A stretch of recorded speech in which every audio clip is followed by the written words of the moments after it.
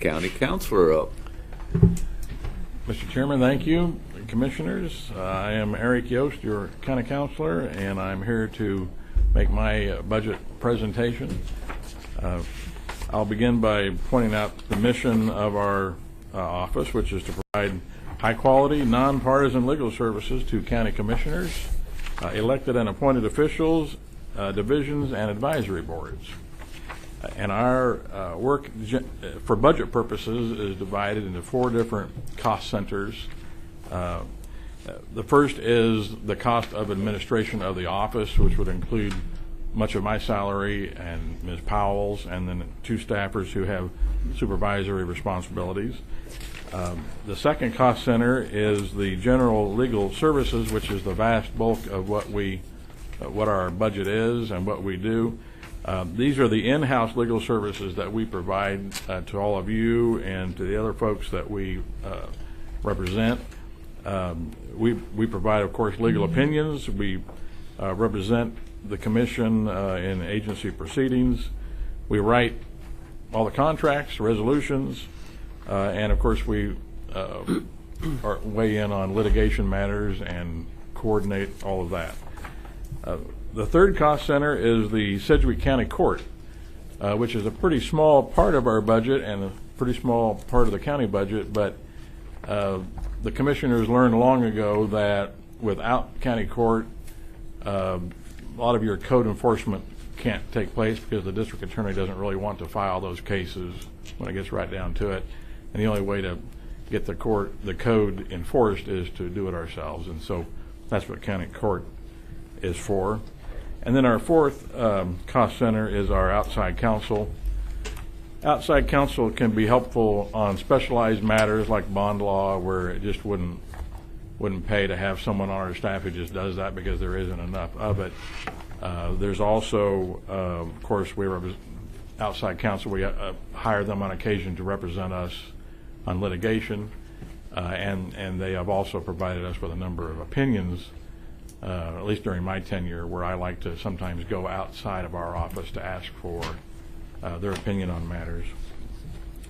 As far as the quality of performance in our office, in 2017, our attorneys, both in-house and outside counsel, spent over 14,000 hours performing all of these various legal services. In a poll of the management team a year ago, 98% indicated they are satisfied with our work, and I would like to go back out in the field and take another poll maybe this year just to make sure. I like to stay on top of that, so if there's a problem, we know about it early. And then the third item, I should point out that our office represents the county on property tax matters, and 91% of the valuation that was challenged was upheld, at least in part through our effort, which of course translates into significant revenue for the county. Our budget request, all of our budget comes out of general fund money, and of course we provide the 2019 budget request that we're making will enable us to continue to provide those services, and we'll continue to be able to operate county court. Our actual budget request, you'll see that we are requesting $1,680,777, which represents an almost 4% decrease from the budget authority that we now have for 2018. So we're able to get by with a little bit less.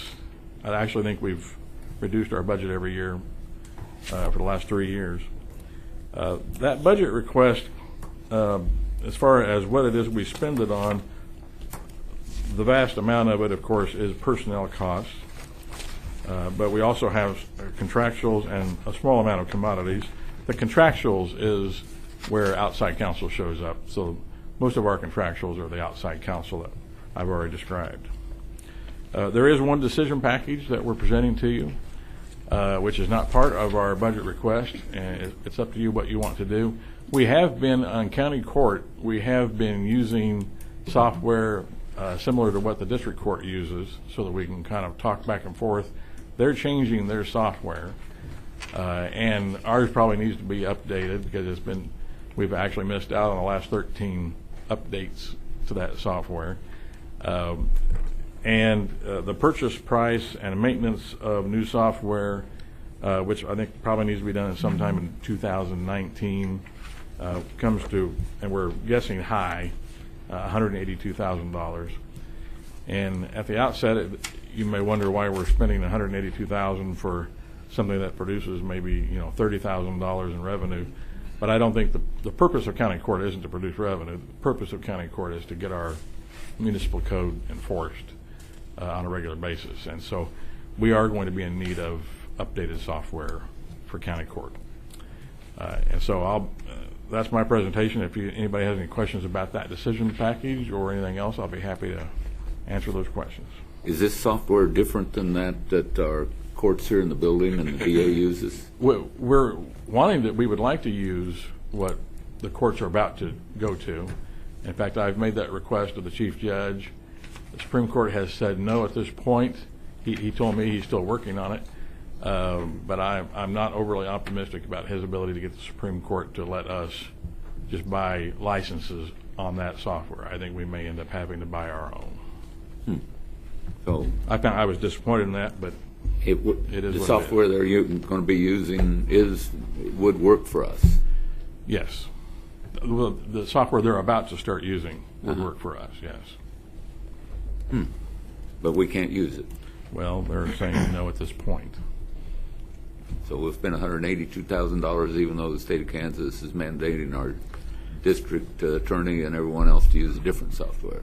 Well, you're expressing a frustration with the Supreme Court, and I have a long list of things that I'm frustrated with the Supreme Court on, so I'll add this to it.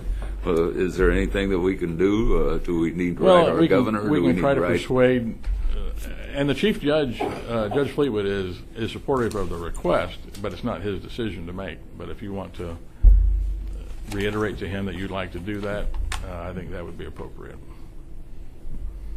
All right. Well, we may need to discuss what we can do to help you. Thank you. Commissioner Howell? Thank you, Mr. Chairman. I just, thankfully, I don't know this personally, so I'm going to ask the question, but is this county court over the historic courthouse? Yes. Normally? Is there any plans to move that when we do the administration building changes? If we move the administration building, we would want to move our staff as well. But the court would actually take place still in that courthouse. But we have two staff people that operate as the county court clerks. So those people, we would want them to move with us. So when the counselor's office moves, you move them with you to wherever that is. Okay. But the courthouse will stay there. And I'm just curious, but who is the judge over there? I don't think We have several pro tem judges. Former Judge Corrigan, former Judge Owens. I think we've appointed Mr. Carl Mon as a pro tem judge. Am I remembering all of them? Okay. And we do pay their salaries out of this budget. The only other question I have is interesting on the cases filed per year that it's obviously decreasing, and of course it looks like a little bit of an increase year to date for this year. But I'm curious, why such a dynamic trend line there? I think, and I'm assuming that the cases filed, which we do have those numbers, does that include the tickets, or that's just the code violations? That's all of that. I think maybe sometimes they don't write as many tickets in a given year as they do other years. It's a pretty dynamic trend line. So I guess it's interesting to see that. I wonder if are these tickets like from the sheriff's office or from? But you'll notice that so far, just through May, we're already at what we did all of 2017. Right. Yeah, it's true. I see that. And so this records management package, is it just to manage these cases that are filed? That's what we're talking about? You talking about the software? Yeah. Well, what it does is it has court dates, it issues arrest warrants, it keeps the information as to who owes what and who's paying what. I mean, it's just the necessary software to run this court appropriately. Is this an enhancement package or is this a replacement software? It's a replacement. It replaces, okay. Right. Thank you, Mr. Chairman. That's all I have. Thank you. How much would it cost if we could do a license? Not nearly as much. Very small very small percentage of this could be done just through a license. We'd probably need several licenses, but we'd save a lot of money. I mean, this is more money what it costs to operate the whole for a year. I know. And That's why we Commissioners, made the request to the chief judge. And if I could, Ellen House, when she was presenting her budget presentation to the manager's team, did indicate that she would appreciate support from county commissioners in making that case to the OJA at the state level. So I think if you wanted to write a letter, I don't know if it's the governor or who the proper person would be, but I think they would appreciate that support. Okay. Well, I don't know if the governor's the right person or if it's Chief Justice, Supreme Court, all of the above. Probably all the above. Oh, and they'll be here Wednesday for their budget presentation, so maybe we can ask them. But do they have the same problem? No, I mean they'll be on the state system. It's the district court of the state of Kansas, so they won't have the issue. But they recognize that this would be something that would be nice to be able to do, and I don't think we're the only ones making that request. It sounds like maybe other folks throughout the state are asking the same thing. We even offered that we could be blocked off from their information. We're not trying to get into their data. We just want their software. So we were willing to say, we don't even need access to your information. We just want your software. So we'll continue to make that effort.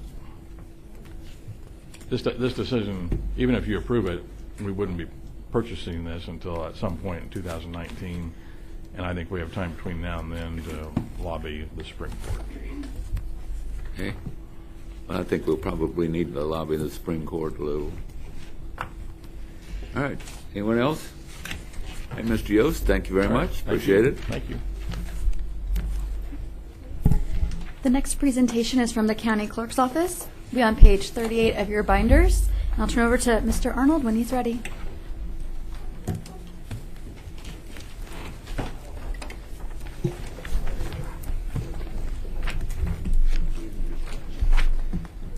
Morning, Mr. Good Clerk. morning, Commissioners. This year I've been training my Chief Deputy Karen Bailey on our budget process, and so the final part of that is her presentation to you guys. So I will turn it over to my Chief, Well, welcome, Karen. Karen Bailey. Hello. Good morning, Commissioners, staff, Finance Director. Dork. This will be pretty simple. We'll start out with the County Clerk's mission. The Sedgwick County Clerk's Office strives to promote public confidence by consistently serving each customer with courtesy, respect, and professionalism. The feedback that we receive from our customers shows that we're meeting our mission statement.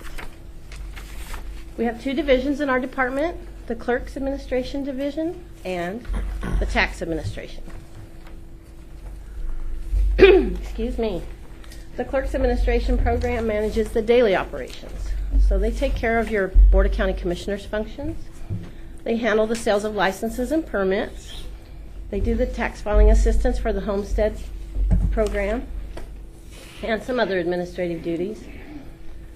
Our Fund Center maintains and assures the preservation of all the Board of County Commissioners records for the internal and the public access. And it serves our residents with the homestead, as I said. We issue county licenses and permits, and we also issue state licenses and permits for the Kansas Department of Wildlife and Parks. Our services go directly to internal and external customers. Here's a brief summary of the funds for the County Clerk's Administration Department. Personnel had the only increase. Our contractuals and commodities stayed the same for each for the final portion of 2018 and the 2019 suggested. As we move on into the Tax Administration Department, which is the part where I mostly work, the Clerk's Tax Program sets the tax rates for all of the local entities of government. We assist in budget preparation for approximately 45 different entities. We maintain all of the land records for Sedgwick County. There's over 220,000 parcels in Sedgwick County. And we update the real property tax roll. Our program inputs the budget requests, and we set the tax rates for approximately 100 municipalities. Some of those do choose to not levy every year. We have about 25% of our land records are touched, and that could be a way of a deed transfer, a name or mailing address change, or also court conveyances. Our tax administration department also receives the special assessment certifications from all the cities in Sedgwick County, with the exception of Wichita. Wichita does have access to our software and updates their own programs each year for projects that are assessed 5, 10, 15, and 20 years. At a certain point in July, they're cut off and they can't touch the system for the current year or any future years. Our services are also provided to internal and external customers, just like the other administration department. Here's a brief summary of this current fund. Personnel change is 1%. The other two, contractual and commodities, did not make a change.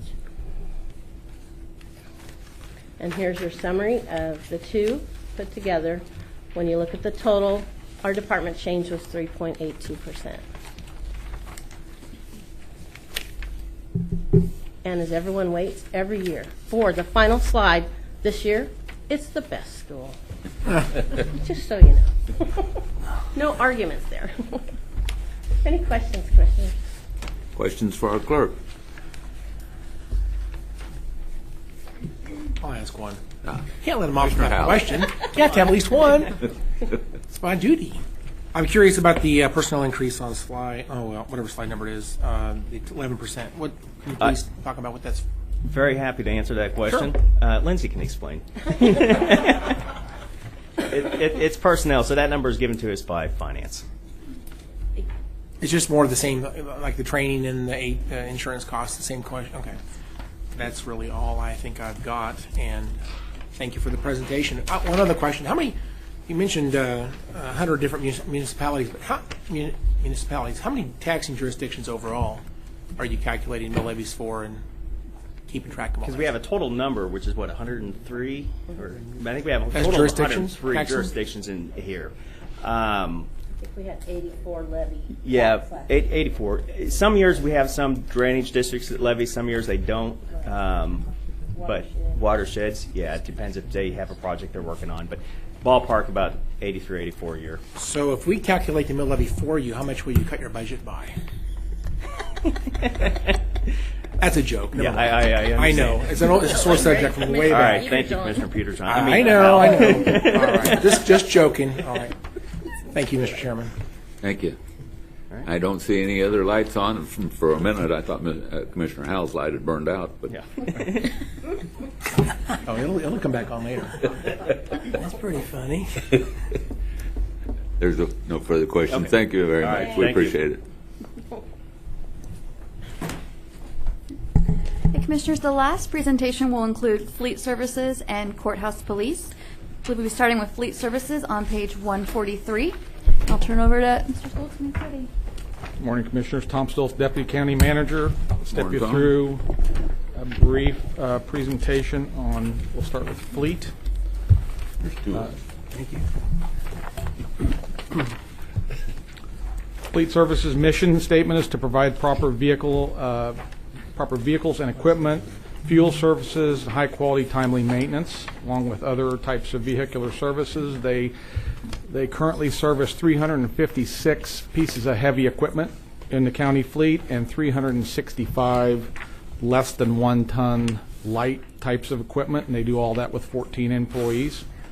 And the goal on both sides of the house, heavy equipment and light equipment, is to maintain our fleet up and running at 95% of the time. We step you through 9 services that they provide briefly.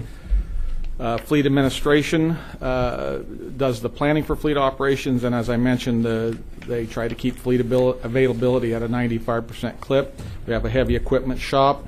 They also maintain the fuel and car wash services for the entire county fleet, and that includes dealing with the ebbs and flows of the fuel market. They have body shop services. Although that is vendor provided, they do have to manage and administrate that. They have a light equipment shop, They take care of all vehicle acquisition and replacement, and as you know, Penny has installed a new 15-point replacement process, which looks at usage, age, and maintenance dollars, and she also has an advisory board that helps her look individually at fleet replacement issues.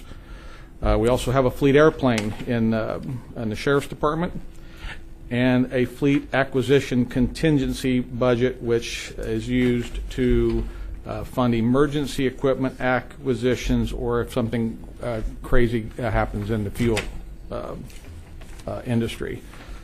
It's about a little over a $10 million budget. It's flat line between 2018 and 2019. Show you the line items of that. Everything's flat.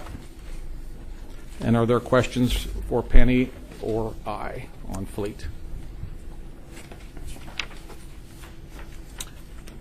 I don't see any questions. Seeing none, we'll move to courthouse police, page 3. I'm sorry. Commissioner Unruh. We had a body shop operation 10 or 12 years ago, did we not? Mm-hmm. And is it we don't do it because we have too much work or not enough work? We were at a point in time in 2012 where I didn't really have the staff. We lost a lot of expertise and wisdom with 2 employees when they retired. So the staff that we had really was not knowledgeable enough, so we went ahead and decided to look and see what other opportunities. And that included looking at other vendors. And have you, I suppose you've kind of analyzed the cost effectiveness of farming it out rather than doing it in-house? And we have. We've not seen any fluctuations in cost, and we were able to get rid of 2 FTEs. Okay. All right. Oh, Commissioner Howell. Think of more stuff. I'm curious about the fuel. Do we have like a central location that most of our vehicles get their fuel, or do we have other ways of doing that? Do we do point of sale around the community? How do we do our fuel? We have a contract, and we have one main fueling station, and it's located at 1015 Stillwell. Now, so some of the vehicles, for example, fire trucks, they wouldn't go down there to get gas. They're going to go someplace out near We in do the have district, 5 right? outlying yards. So the Public Works yards, there's a fueling station at Lake Afton and Sedgwick County Park. And the fire department, I understand, could start using some of our yards for fueling. Right now, do they do? They go to a retailer right now? I think that's It's my correct. understanding they're using credit cards. Yeah. Okay. And yeah, I think that'd be a good change. All right. Thank you. That's all my questions. Thank you, Chairman. Just along the lines of the fire department, since we were talking about it, Penny is going to get more involved in maintenance and fueling issues within the fire department, and Chief Leak is working with her on that. So, the courthouse police is on page 350 in the book. The mission is to provide internal and external safety for the courthouse and the juvenile courthouse down at Lincoln and Hydraulic. They help manage about 500,000 people coming through our turnstiles every year to do business inside of this building, and about they say it was 500,000 per year, and about 100,000 customers down at the juvenile courthouse. They do all this with 21 full-time employees and a combination of about what equates to 6 FTEs in part-time help. Run through 7 services that they provide. It's a combination of reactive, proactive, and expertise, basically. They provide all screening on the front end, which you see when you walk in every day in the front doors, which is reactive in nature, and they deal with anything that comes into the door, and we have the same kind of functionality down at the juvenile courthouse.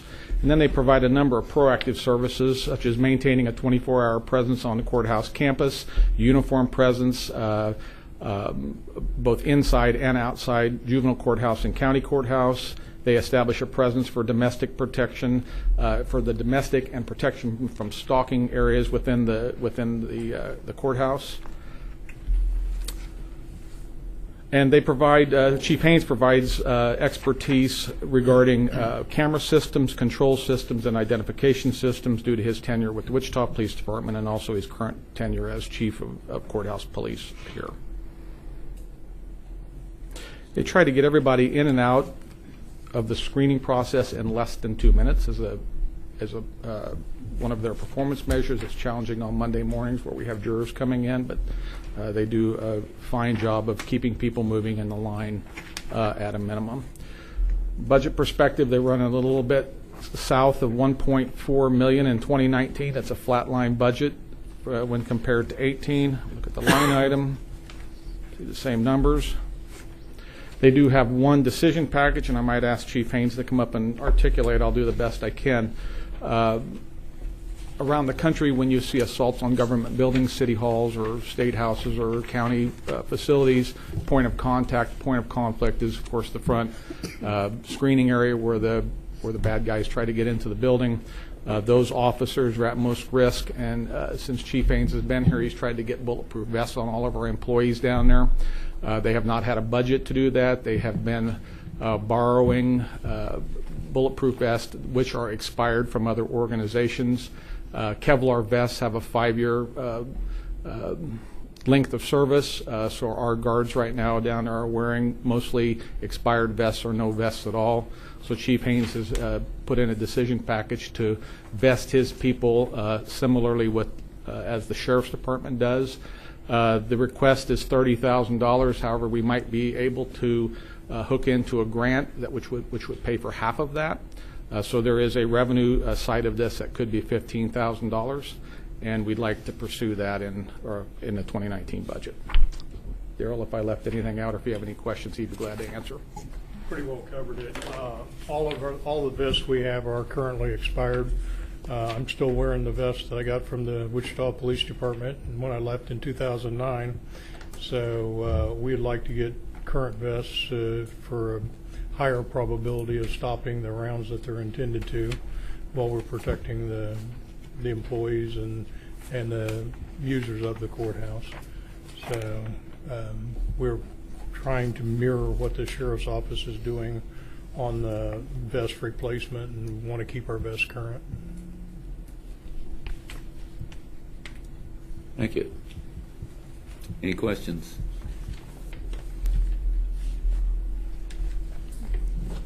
I don't see any questions. Yes, sir. Thank you. Thank you. All right, what do we got next? That was the final presentation for today. We do have time scheduled for discussion if there's anything we'd like to talk about at this time. Very good. Do we have any discussion items from any of the commissioners today? Any questions? Anything we need to bring up? Okay. What's our future look like? We'll be back tomorrow at 1:30. Back tomorrow at 1:30. Okay. Very good. I don't see anything else. We're adjourned.